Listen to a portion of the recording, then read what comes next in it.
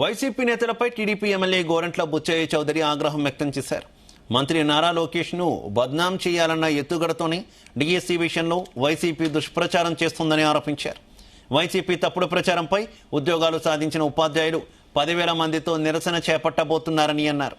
కూటమిలో 3 పార్టీల మధ్య ఎలాంటి విభేదాలు లేకుండా ఐక్యంగా ముందుకు సాగుతున్నామని తెలిపారు.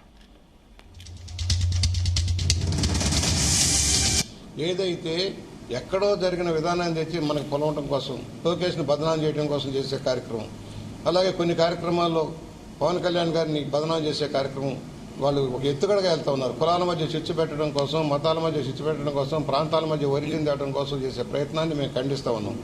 మనందరం కూడా ఖండించాల్సిన అవసరం ఉంది. వాళ్ళకి సిగ్గు శరం లేదు.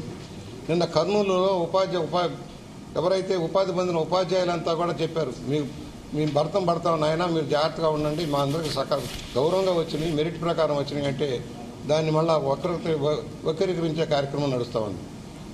కిరాయి జనాన్ని తెచ్చి, రౌడీలను తెచ్చి, బ్లేడ్ బ్యాచ్లను తెచ్చి ఇవాళ కూర్చోబెట్టి నిరాహార దీక్షలు, ధర్నాలు అని చెప్తున్నారు.